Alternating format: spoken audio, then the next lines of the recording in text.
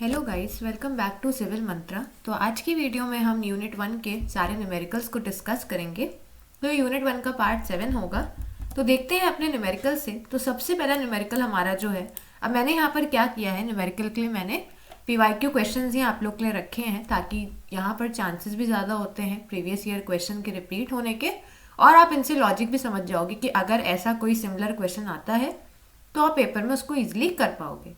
ठीक है, तो क्वेश्चन क्या बोल रहा है, for the circuit shown in figure 1.8.1 determine I1, I2, I3, I4 and V0। तो हमें यहाँ पर बोला गया है, हमें एक सर्किट डायग्राम दिया गया है, ठीक है, और उसमें हमें करंट और वोल्टेज निकालना है। ठीक है, I1, I2, I3, I4 और V0 निकालना है। तो ये आपका यहाँ पर सर्किट है। अब सर्किट एलिमेंट तो हमें पता ही है कौन कौन से होंगे, है ना। ये तुम्हारा वोल्टेज सोर्स हो गया 10 वोल्ट का, ठीक है। इसके बाद यहाँ पर क्या हो गया, यहाँ पर तुम्हारा एक डायोड लगा हुआ है, ठीक है, ये तुम्हारा डायोड है। करंट क्या है, यहाँ पर I1 करंट दिखाया गया है, यहाँ पर I2 करंट है। इस वाले डायोड पे बेसिकली I3 करंट फ्लो कर रहा है, ठीक है, इस वाले लूप पे बोल सकते हो। इसके बाद यहाँ पर एक रजिस्टर लगा हुआ है, जहाँ पर I4 करंट यहाँ पर शो किया गया है। एक और रजिस्टर लगा है 6 किलो ओम का, और यहाँ पर तुम्हारा V0 है जो हमें यहाँ पर निकालना है, ठीक है। तो शुरू करते हैं। सोल्यूशन में क्या आ जाएगा, सबसे पहले देखो, सबसे पहले यहाँ पर कोई भी तुम्हारे पास सर्किट आए, तुम्हारा पहला स्टेप ये होना चाहिए, पहले तो तुम देखो कि तुम्हें सबसे आसानी से कहाँ से तुम्हें वैल्यू दिख रही है, मतलब ऐसी वैल्यू जो तुम्हें सर्किट से डायरेक्टली मिल रही हो, ठीक है। अब ये कैसे पता चलेगा, ये तुम लोग जब 5-6 बार एक चीज़ को रिवाइज करोगे, 5-6 बार ऐसे क्वेश्चन लगाओगे, तब समझ में आएगा। जैसे मुझे यहाँ पर समझ में आ रहा है कि ये जो I2 करंट है ना, ये वाला I2 करंट किससे जाएगा, इससे, है ना, इस वाले से जाएगा। ये जो तुम्हारा 6 किलो ओम का रजिस्टर है, इससे I2 करंट जाएगा, ठीक है। दूसरी चीज क्या है, हमें पता है कि डायोड के पास वोल्टेज कितना होता है, 0.7 का, है ना, वो भी यहाँ पर लिखा हुआ है, देखो सिलिकॉन लिखा हुआ है। तो मैंने आप लोग को बताया भी था कि ये वैल्यू ध्यान में रखना, सिलिकॉन के लिए 0.7, और अगर जर्मेनियम होगा, वैसे होगा नहीं, मैक्सिमम केस में सिलिकॉन ही होता है। और अगर कुछ नहीं लिखा है क्वेश्चन में तो आप सिलिकॉन लेके चलना, ठीक है। जर्मेनियम होगा तो 0.3, सिलिकॉन होगा तो 0.7, ठीक है। तो अब यहाँ पर जैसे मैंने आप लोग को पहले ही बताया था, ये पाथ क्या है, ये पाथ एकदम क्लियर है ना। मतलब यहाँ पर जो वोल्टेज होगा, इस वाले लेवल पे जो वोल्टेज होगा, वही वोल्टेज तुम्हारा यहाँ पे भी होगा, है ना, क्योंकि ये पाथ क्या है, ये पाथ एकदम क्लियर है। यहाँ पर कोई सर्किट एलिमेंट नहीं है। सर्किट एलिमेंट मतलब तुम्हारा रजिस्टर नहीं है या कैपेसिटर नहीं है। अगर कोई रजिस्टर या कैपेसिटर होता तो ये वोल्टेज यहाँ पर ऐसा नहीं होता। जैसे इस केस में अगर ये जो पाथ है ये एकदम क्या होता, अगर ये एकदम फ्लैट पाथ होता तो ये 10 वोल्ट तुम्हारा इसके अक्रॉस भी होता, ठीक है, मतलब यहाँ पर कोई भी रजिस्टर होता तो। लेकिन सिंस यहाँ पर डायोड लगा हुआ है, इसीलिए ये केस यहाँ पर नहीं चलेगा, यहाँ पे चल जाएगा, क्योंकि ये पाथ एकदम क्लियर है, ठीक है। तो अब I2 निकाल लेते हैं। तो हम सबने ओम्स लॉ पढ़ा है, V is to I R, और आपको यही चीज ध्यान में भी रखनी है। बस यहाँ पर डिफरेंस क्या आ जाएगा, V I और R तुम्हारा यहाँ पर चेंज होता रहेगा। जैसे हमें यहाँ पर I निकालना है, ठीक है, तो I क्या बनेगा, V बाय R, है ना। तो V क्या हो जाएगा, अब V हमें पता है कि यहाँ पे जो वोल्टेज होगा, वही वोल्टेज तुम्हारे इस रजिस्टर के अक्रॉस भी होगा। इस पे वोल्टेज कितना है, 0.7, है ना। तो मतलब हमारे पास V तो तुम्हारा कितना आ गया, 0.7 आ गया। R क्या हो जाएगा, R हमें पता है 6 किलो ओम है, ठीक है। तो देखो वही चीज करी भी गई है, 0.7 वोल्ट अपॉन 6 किलो ओम, ठीक है। 6 किलो ओम, अब किसी को नहीं पता तो मैं बता दूं, जब भी तुम किलो ओम को ओपन करोगे तो किलो ओम तुम्हारा ऐसा बनता है, ठीक है, 10⁻³ तो इसको ध्यान में रखना। जब सॉल्व करोगे तो 0.7 डिवाइडेड बाय 6 जब पूरा सॉल्व करके तुम्हें आंसर मिलेगा 0.1167 मिली एम्पियर, ठीक है। अब V0 क्या हो जाएगा, देखो V0 समझ लेते हैं। V0 में भी हमारा वही चीज लगेगी, ठीक है। V0 क्या हो जाएगा, 0.7 वोल्ट हो जाएगा। क्यों हो जाएगा, वही चीज, इस बेसिकली यहाँ पर कितना वोल्टेज है, 0.7 है ना, इस पे कितना वोल्टेज हो गया, 0.7, तो यहाँ पर भी तो रास्ता क्लियर है, मतलब V0 कितना हो जाएगा, V0 तुम्हारा 0.7 हो जाएगा, ठीक है। तो V0 तुम्हारा तो देखते ही पता चल रहा है कि 0.7 है। तो ये वाला जो लॉजिक है इसको समझ के रखना। अब हम क्या करते हैं, यहाँ पर एक लूप मान लेते हैं यहाँ पे, ठीक है, मतलब पहले वाले पे हमने एक लूप मान लिया L1। अच्छा, अब क्या करेंगे, देखो L1 लूप मानने के बाद हम इसमें क्या करने वाले हैं, हम इसमें KVL लगाने वाले। डोंट वरी, किसी को KVL नहीं आता है, मैं बहुत इजी तरीके से समझा दूंगी। तो हम KVL लगाते हैं, ठीक है। तो KVL के लिए एक लॉजिक हमेशा ध्यान में रखो। वो लॉजिक क्या है, वो लॉजिक है तुम्हारा यहाँ पर, देखो वो लॉजिक तुम्हारा है क्या बेसिकली, यहाँ पे हमें क्या करना है, इस रजिस्टर के अक्रॉस हमें एक वोल्टेज मान लेना है, ठीक है। तो हमने एक वोल्टेज यहाँ पर मान लिया, अब यहाँ पर हमने इसको V4 माना है, ठीक है। तो यहाँ पर हम इसको V4 मान लेते हैं, माइनस प्लस तुम्हारी मर्जी, तुम्हें जैसे मानना है वैसे मानो, ठीक है। तो हमने यहाँ पर V4 मान लिया। अब हम KVL यहाँ पर कैसे लगाएंगे, KVL हम ऐसे लगाएंगे कि तुम्हें यहाँ से चलना शुरू करना है, ठीक है। कहीं से भी चलना शुरू कर सकते हो, यहाँ से, वो तुम्हारी मर्जी है, आंसर सेम आएगा। तो हमने यहाँ से चलना शुरू किया। अब यहाँ पर अगर कोई वोल्टेज सोर्स होगा, ठीक है, तो वोल्टेज सोर्स में हमेशा ध्यान में रखना जो पहला साइन होता है वो हम लेते हैं, ठीक है। ये मेरा तरीका है KVL लगाने का। तो अब यहाँ पर क्या हो जाएगा, माइनस से प्लस जा रहे हैं ना, पहला साइन क्या है माइनस, तो हम क्या करेंगे, यहाँ पर हम -10 लिख देंगे, ठीक है। इसके बाद यहाँ पे आए इस डायोड पे, अब डायोड पे देखो प्लस पहले है माइनस बाद में है, ठीक है। तो यहाँ पर हम क्या करेंगे, यहाँ पर हमने प्लस 0.7 लिख दिया, ठीक है। 0.7 क्यों, क्योंकि 0.7 उसका कट इन वोल्टेज है। इसके बाद इस डायोड पे है, इस पे भी पॉजिटिव साइन पहले है, तो हमने क्या किया, प्लस 0.7 लिख दिया। फिर हम क्या करें, यहाँ पे आए जिसपे हमने V4 माना हुआ है ना, तो V4 जिसपे माना हुआ है, तो यहाँ पर भी क्या हो जाएगा, प्लस साइन पहले है, तो हमने यहाँ पर प्लस V4 लिख दिया। इज इक्वल्स टू 0 मत लिखना भूलना, जब V4 को सॉल्व करोगे तो तुम्हें 8.6 वोल्ट वैल्यू मिलेगी। आई होप आप लोग KVL समझ गए होगे। कुछ नहीं करना है KVL में, हर एक सर्किट एलिमेंट या हर एक वोल्टेज सोर्स पे जाओ, जो पहला साइन है वो पहला साइन यहाँ पर लगा दो, ठीक है। रजिस्टर केस में थोड़ा चेंज हो जाता है, वो अभी हम देख लेंगे, लेकिन ये तुम्हारा KVL का यहाँ पर पूरा लॉजिक था। तो यहाँ से हमें क्या मिला, V4 मिल गया। V4 हमें क्यों चाहिए, क्योंकि हमें यहाँ पर I1 I2 I3 I4 है ना, क्वेश्चन में क्या है, I1 I2 I3 I4, I2 तो हमें मिल गया।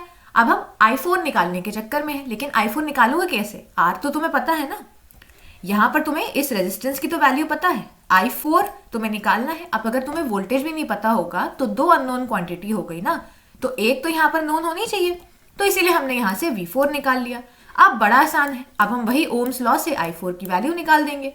V4 हमें पता है 8.67 वोल्ट, R की वैल्यू है 8 किलो ओम, सॉल्व करोगे करंट की वैल्यू मिल जाएगी, ठीक है। अच्छा एक चीज और इस पे ध्यान देना, यहाँ पर देखो इसी सर्किट में, इसी लूप में I4 करंट भी फ्लो कर रहा है ना, और इसी सर्किट में I1 करंट भी फ्लो कर रहा है ना, वही बात तो है, इसी सर्किट में तो यहाँ पर फ्लो कर रहा है इसी लूप में, तो I4 और I1 की वैल्यू इक्वल हो जाएगी, ठीक है। तो देखो यहाँ पर हमने I4 निकाला, वही वैल्यू तुम्हारी I1 की भी हो गई। अब KVL हमने समझ लिया, अब हम KCL समझते हैं। देखो KCL क्या है, KCL हमें इस नोड पे लगाना है, ठीक है, इस वाली नोड पे हम यहाँ पर KCL लगा रहे हैं। KCL कुछ नहीं होता है, KCL ये होता है कि इस एक पॉइंट पे कौन सा करंट एंटर कर रहा है इज इक्वल्स टू कौन सा करंट एग्जिट कर रहा है, ठीक है। ऐसा तुम बोल सकते हो कि ऐसा यहाँ पर KVL लगता है। मान लो ए करंट एक नोड पे एंटर किया और B और C क्या हुआ, B और C यहाँ पर एग्जिट किया, तो KCL का आंसर क्या हो जाएगा, A is equals to B plus C, ठीक है। तो ये तुम्हारा KCL हो जाएगा। तो अगर हम इस नोड पे देखें, तो इस नोड पे देखो I1 करंट तुम्हारा एंटर कर रहा है और I2 और I3 एग्जिट कर रहे हैं इस नोड के, तो KCL क्या हो जाएगा, KCL हो जाएगा तुम्हारा I1 is equals to I2 plus I3, ठीक है। I2 की वैल्यू हमें पता है, I1 की वैल्यू हम निकाल चुके हैं, तो हम यहाँ से I3 निकाल सकते हैं ना, I1 माइनस I2 करके, तो हमने I1 माइनस I2 करके यहाँ पर हमने I3 निकाला, जो कि ये वैल्यू बनी, तो हमें I1 I2 I3 I4 और V0 मिल गया, ठीक है। क्वेश्चन आएगा नहीं, थोड़ा इजी है, हो सकता है पेपर में आ जाए, तो उसको समझ के चलो। वैसे भी आपको KVL एंड KCL की बेसिक अंडरस्टैंडिंग कैसे लगाते हैं वो आनी चाहिए, इसीलिए मैंने क्वेश्चन यहाँ पर इंक्लूड किया, ठीक है। तो आई होप आपको समझ में आ गया होगा। बढ़ते हैं अपने नेक्स्ट क्वेश्चन की तरफ। देखो ये क्वेश्चन AKTU में पूछा भी जा चुका है। क्वेश्चन क्या है, इन द ब्रिज रेक्टिफायर हम पढ़ चुके हैं, तो मैंने आप लोग को वहां भी बताया था कि half wave rectifier, full wave rectifier है ना, ब्रिज रेक्टिफायर, इन सबके ना फॉर्मूले जो है, जैसे DC current, RMS value of current, efficiency, ripple factor, ये सब कुछ कॉमन सवाल होते हैं, ठीक है। तो तुम क्या करना, इन सारे रेक्टिफायर्स के जो भी नॉर्मल से ये जो फॉर्मूले हैं, इन फॉर्मूले को एक शीट ऑफ पेपर पर लिख के अच्छे से उसको समझ लेना, अच्छे से याद कर लेना। फिर एक बार अगर तुम्हें फॉर्मूला याद हो गया तो ये क्वेश्चन तुम्हारे लिए कुछ नहीं है। इसमें क्या होगा, इसमें तुम्हें चीजें गिवन होंगी और तुम्हें सिर्फ न्यूमेरिकल यहाँ पर फॉर्मूले को यूज करके चीजें यहाँ पर फाइंड आउट करनी है, ठीक है। तो क्वेश्चन समझते हैं। ब्रिज रेक्टिफायर सर्किट दिया है, ठीक है। सेकेंडरी वोल्टेज, यहाँ पर एक वोल्टेज की वैल्यू दी है, मैंने आप लोग को वहां भी बताया था, फिर से बता दूंगी। Vs is equals to 100 sin 50t and load resistance is 1 kilo ओम।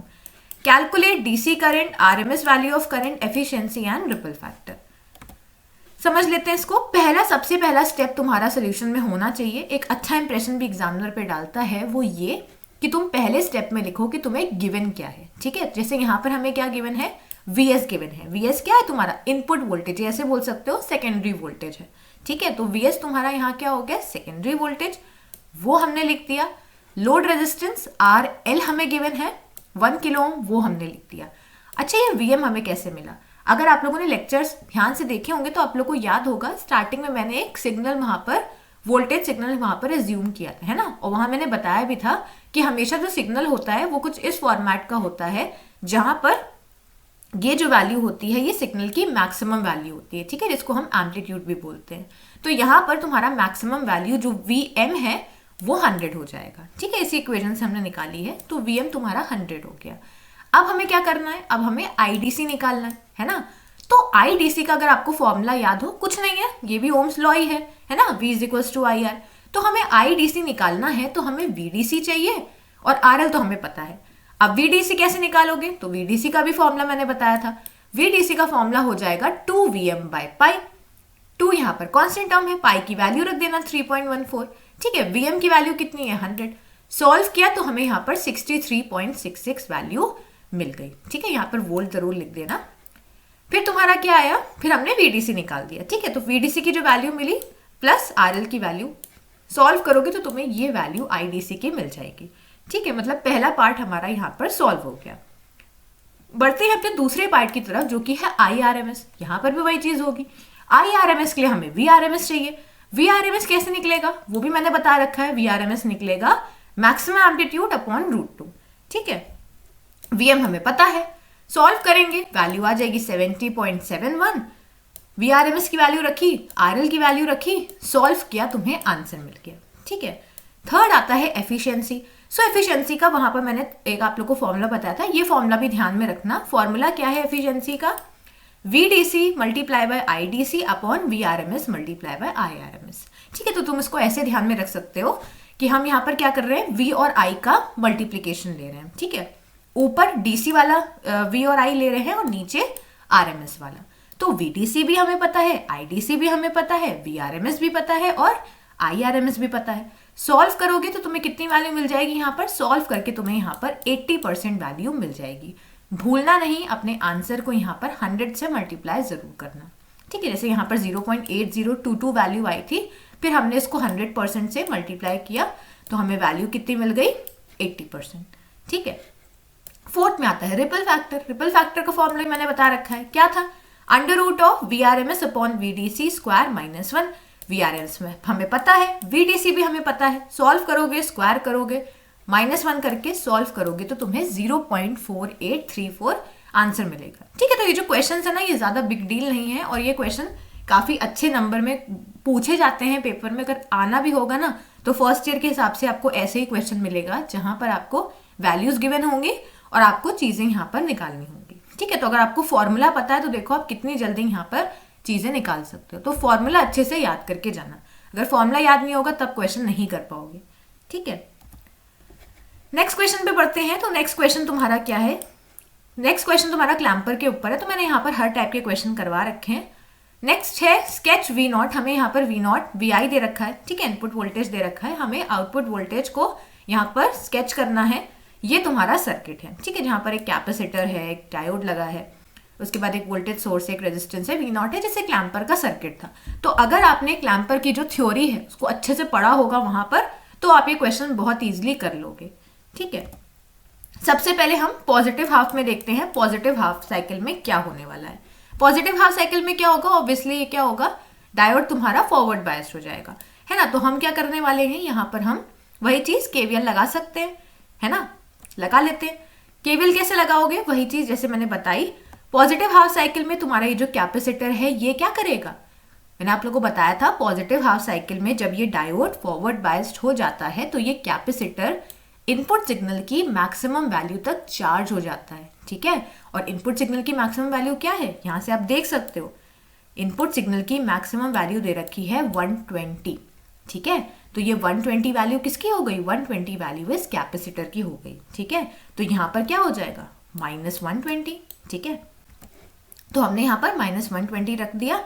उसके बाद +20 + 0.7, बेसिकली इसको रखा है, ठीक है। तो +20 + 0.7। अच्छा, यहाँ पर देखो डिफरेंस आ गया। आप कहोगे मैंने पीछे बताया था, अभी हम जो पहला क्वेश्चन कर रहे थे वहां मैंने क्या बताया था, वहां मैंने ये बताया था कोई वोल्टेज सोर्स होगा तो हमें पहला साइन लेना है ना। लेकिन हमेशा ध्यान में रखना, रेजिस्टेंस या फिर कैपेसिटेंस के केस में हम माइनस लेते हैं, ठीक है। अगर आप मेरा वाला रूल लगा रहे हो केवीएल में, तो अगर आप अपना लगा रहे हो तो वो आप अपने हिसाब से करना।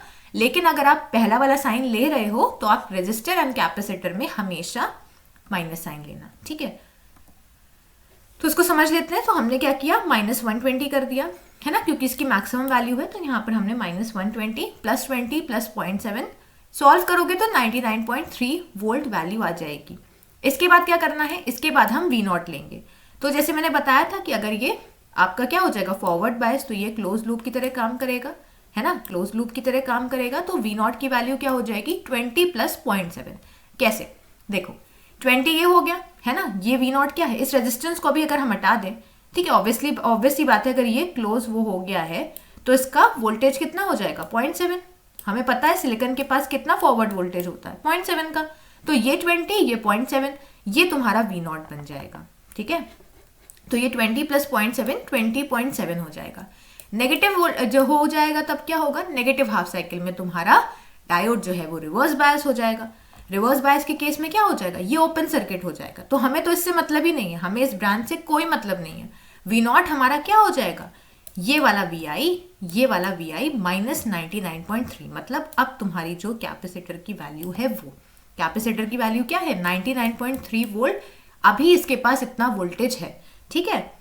तो हमने वही चीज करी है, हम इसको भूल जाओ, इस रेजिस्टेंस को भूल जाओ, हमने इस पे KVL लगा दिया है, ठीक है। तो हमने क्या किया, +V0 - VI, देखो +V0 - VI। अब तुम उधर लेके जाओगे तो क्या हो जाएगा, पॉजिटिव VI। देखो फिर से बता देती हूँ, +V0, है ना, तुम्हारा क्या हो जाएगा, -VI + 99.3, ठीक है। वो तुम्हें जैसे KVL लगाना तुम ऐसे लगा सकते हो। तो मेरा तरीका नहीं समझ में आ रहा है तो तुम अपना तरीका भी लगा सकते हो, उसमें कोई प्रॉब्लम नहीं है, ठीक है। तो हमने क्या किया, VI को हम उधर लेके चले गए। ऑब्वियसली यहाँ पर -120 आ जाएगा, -99.3 आ जाएगा, ठीक है। तो आपको ये तरीका लगाना है, आप ये तरीका लगा लो, वो तरीका लगाना है तो वो तरीका लगा लो, ठीक है। तो यहाँ से हमने V0 की वैल्यू लगा दी, जो कि आई -120 -99.3। अब यहाँ पर आप क्या कर सकते हो, अगर हम इस ब्रांच को भूल जाएं और इस ब्रांच को भूल जाएं, तो यहाँ से मुझे साफ साफ दिख रहा है कि ये V0 क्या हो जाएगा, ये V0 हो जाएगा इस VI की वैल्यू, है ना, और इस कैपेसिटर की वैल्यू। अब कुछ लोग कहेंगे -120 क्यों, -120 इसीलिए, एक तो आप ऐसे समझ सकते हो कि ये नेगेटिव हाफ साइकिल है ना। ऑब्वियसली इसकी जो पीक वैल्यू होगी नेगेटिव में, वो भी -120 होगी। या तो ऐसे समझ लो और या तो KVL के तरीके से समझ लो, जैसे भी समझना है वैसे, ठीक है। अब हमें स्केच करना है, स्केच करना बहुत आसान है।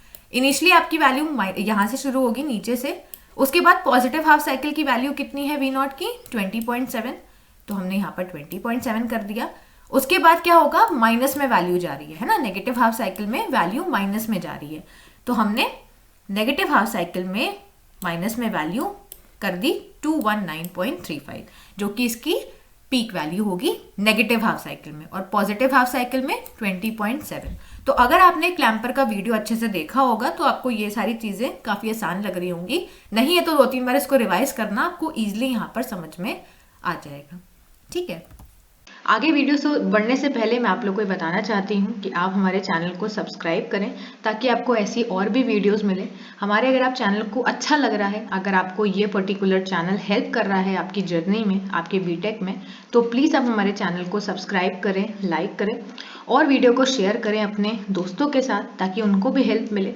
अगर आप हमारे चैनल को और ग्रो करवाएंगे, हमारी वीडियोस को लाइक करेंगे, तो ये मुझे मोटिवेशन की तरह हेल्प करेगा और मैं ऐसे ही वीडियोस और लाऊंगी, ताकि आप लोग का जो पेपर है बीटेक का वो इजीली हो पाए, आप उसको अच्छे नंबर से स्कोर कर पाए। तो हमारे चैनल को जरूर सब्सक्राइब करें। बढ़ते हैं अपने नेक्स्ट क्वेश्चन की तरफ, जो कि है क्लिपर का क्वेश्चन। तो क्लिपर के क्वेश्चन में आप देख सकते हो, अब कुछ लोग कहेंगे हमें पता कैसे चलेगा कि ये क्लिपर है क्लैम्पर। तो सर्किट तो मैंने बताया ही था, है ना, डिफरेंट टाइप ऑफ क्लिपर। और इसका दूसरा यहाँ पर एक और आइडिया है कि अगर आप सर्किट में डायोड और रेजिस्टेंस देख लो तो समझ जाना क्लिपर सर्किट है। अगर कहीं कैपेसिटर दिख जाए प्रीवियस क्वेश्चन की तरह तो समझ जाना क्लैम्पर सर्किट है। ठीक है, तो ये तुम्हारा सर्किट है और ये तुम्हें इनपुट वोल्टेज दे रखा है, पीक वैल्यू 20 वोल्ट एंड -20 देखो यहाँ पे लिखा भी है। ठीक है, -20 तुम्हारी नेगेटिव साइड में है।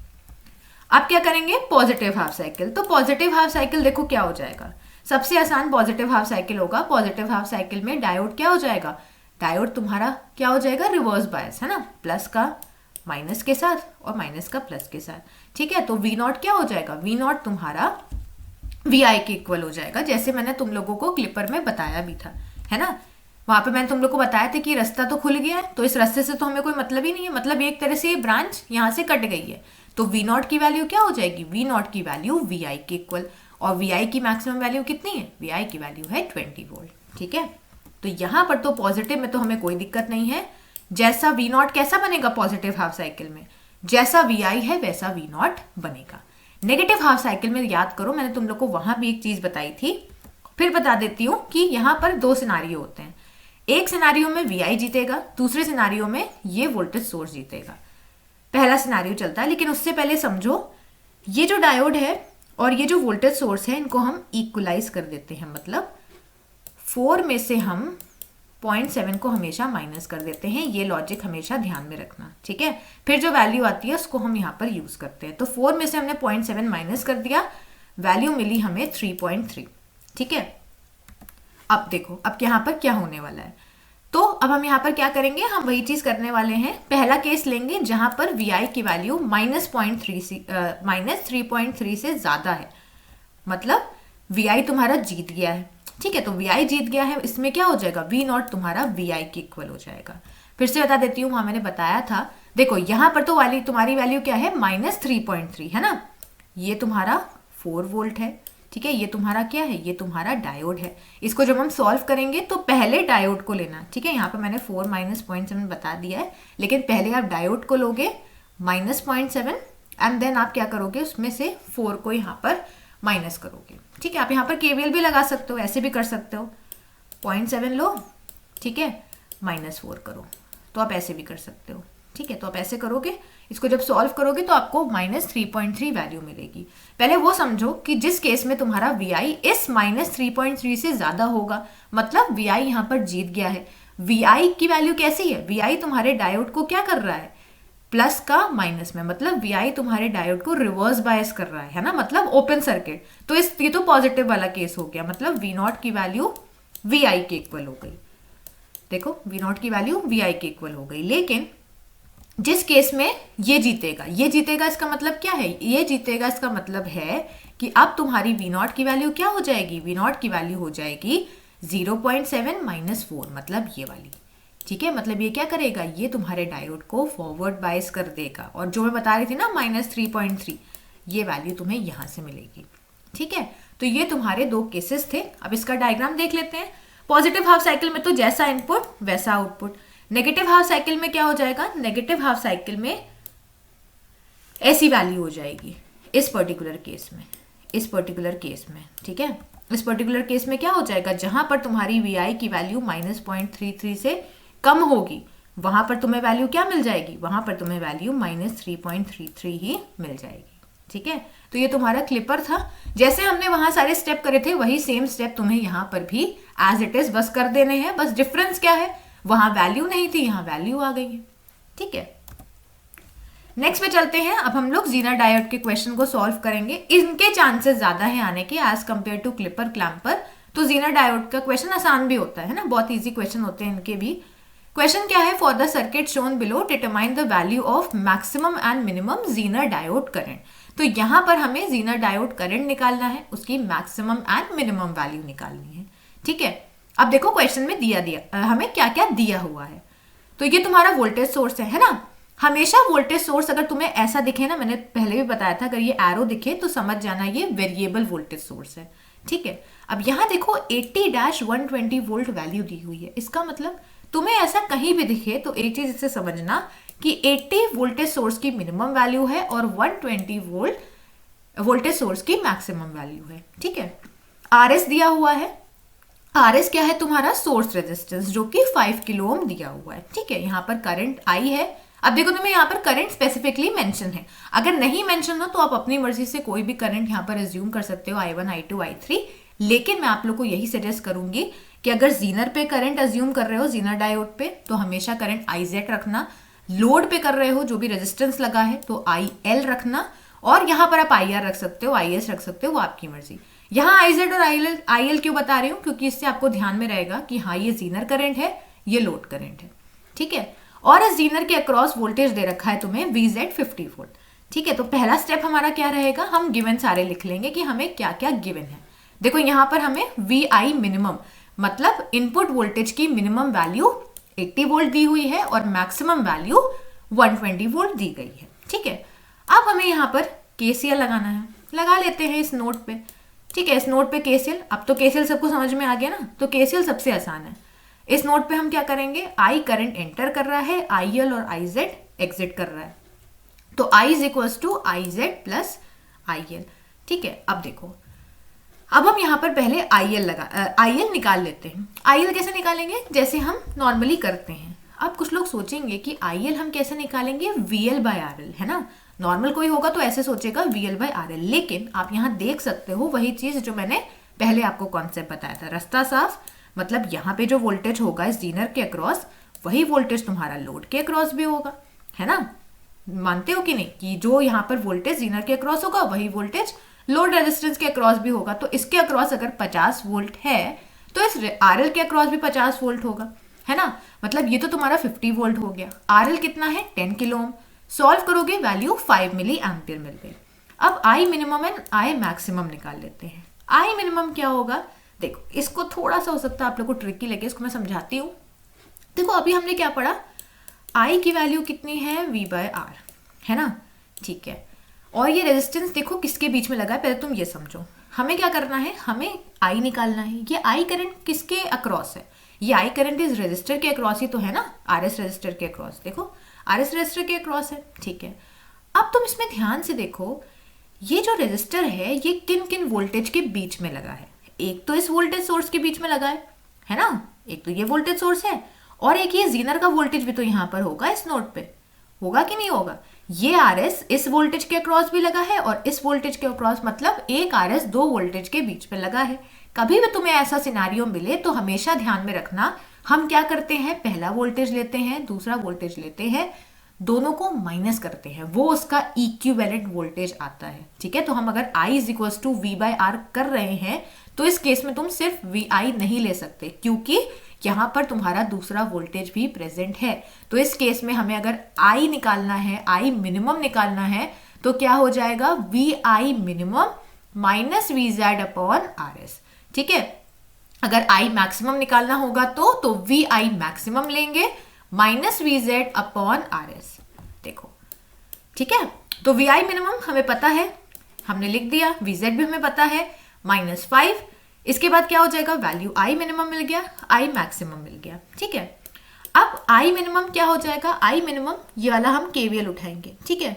तो हमने यहाँ पर KVL उठाया। अच्छा एक चीज मैं तुम लोग को और बता दूं, एक चीज हमेशा ध्यान में रखना, क्या है वो एक चीज ये है कि IZ और I सेम होता है और IZ और IL अलग होता है। इसको तुम ऐसे ध्यान में रख सकते हो कि अगर I मिनिमम है तो IZ मिनिमम होगा, ठीक है। अगर I मैक्सिमम है तो IZ मैक्सिमम होगा, ठीक है। तो पहली बात क्या हो गई कि I और IZ तुम्हारा सेम होता है, ठीक है। मतलब अगर I मिनिमम है तो IZ मिनिमम होगा, I मैक्सिमम है तो IZ मैक्सिमम होगा, ठीक है। दूसरा सिनारियो आता है IZ और IL में, यहाँ जो केस है वो उल्टा हो जाता है। अगर IZ मैक्सिमम है तो IL मिनिमम होगा, ठीक है। और अगर IZ मिनिमम है तो IZ मैक्सिमम होगा, IL मैक्सिमम होगा, ठीक है। मतलब उल्टा चलता है, तो ये चीज ध्यान में रखना। अब ये क्यों होता है, मैंने आप लोगों को वोल्टेज रेगुलेटर जब हम लोग पढ़ रहे थे, zener as a voltage regulator, वहां पर बताया था। नहीं ध्यान में आ रहा तो इसको ध्यान में रखना, क्योंकि एग्जाम में ना बहुत बार भूल जाते हैं हम लोग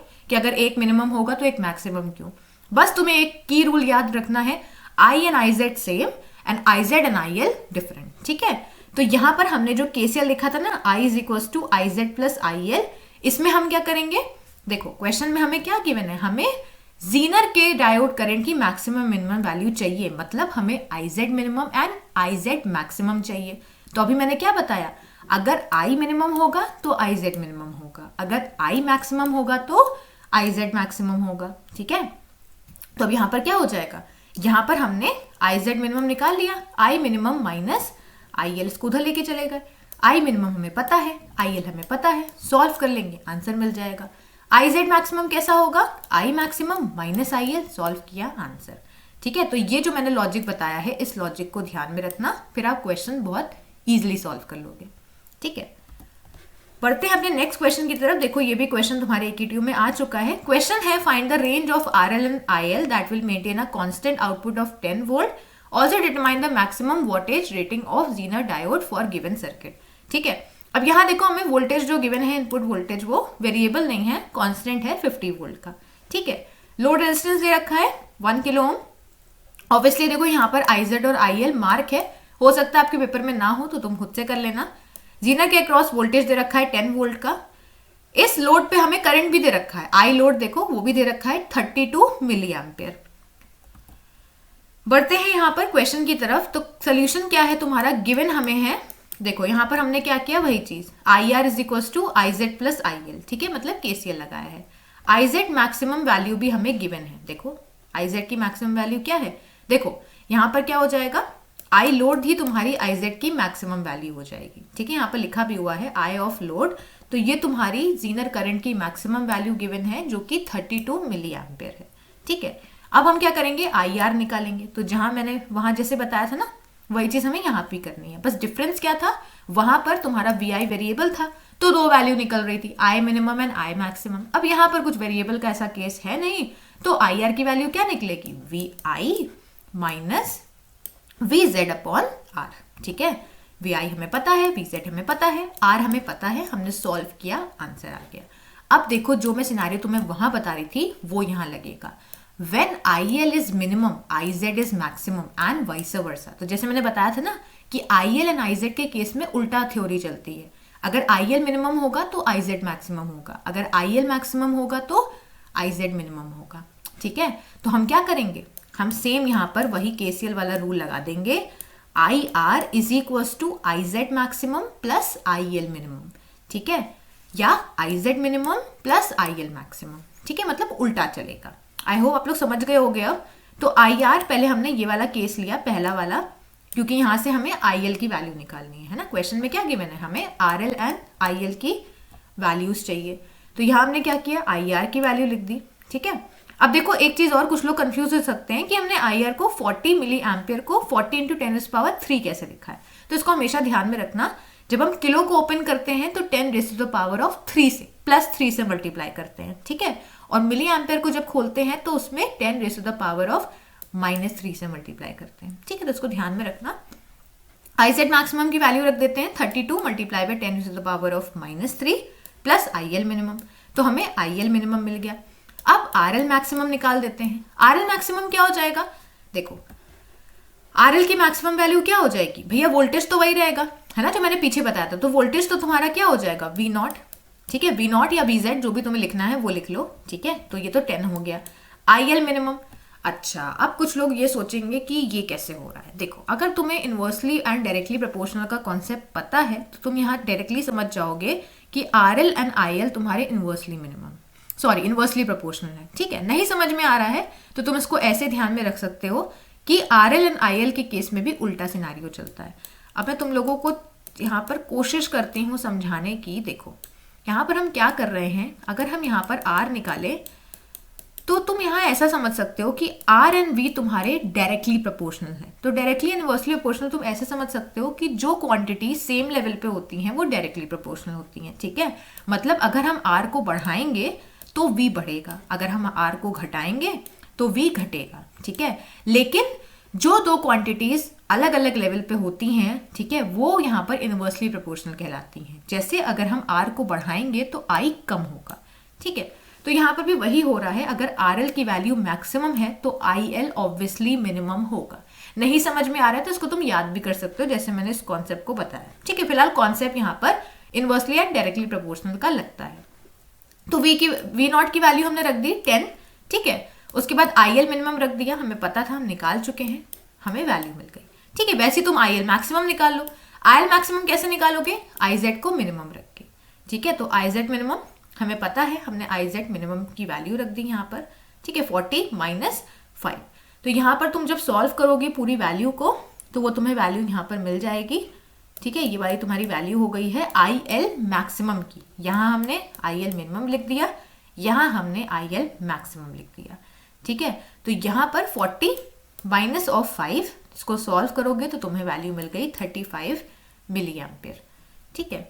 इसके बाद यहाँ पर सेम वही चीज, RL मिनिमम निकाल रहे हैं तो IL मैक्सिमम होगा, 10 रख दिया, 35 मिली एम्पियर रख दिया, सॉल्व कर दिया। तो अब यहाँ से देखो IL की मिनिमम वैल्यू क्या होगी, 8 मिली एम्पियर, मैक्सिमम वैल्यू क्या होगी, 35 मिली एम्पियर, ठीक है।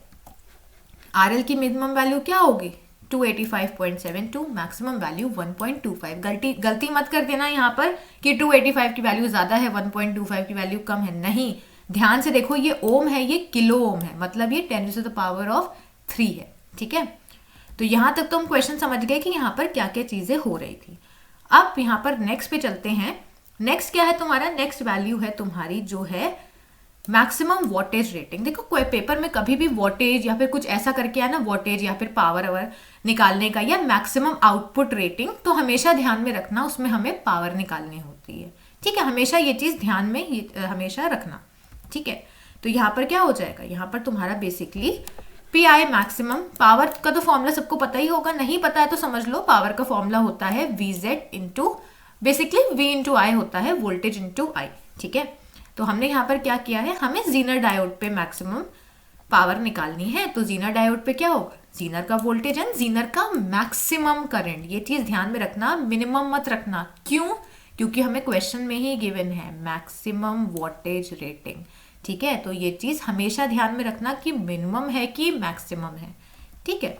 तो यहाँ पर हम साफ साफ जो भी चीजें गिवन है उनको सब्स्टिट्यूट करके IZ मैक्सिमम लिख देंगे, VZ लिख देंगे, मल्टीप्लाई करेंगे, सॉल्व करेंगे। हमेशा यूनिट ध्यान में रखना, अगर आपने पूरा न्यूमेरिकल ध्यान से सॉल्व किया है और लास्ट में आपने यूनिट ही नहीं रखी है तो फिर वो किसी यूज की नहीं है, आपका नंबर कटेगा।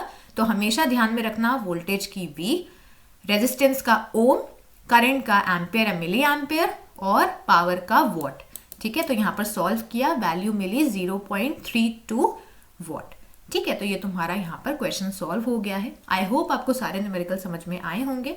अगर न्यूमेरिकल समझ में आया है तो वीडियो को लाइक करें, शेयर करें और चैनल को सब्सक्राइब करें। अगर आपके पास कोई डाउट है तो आप मुझसे कमेंट सेक्शन में पूछ सकते हो। Thank you.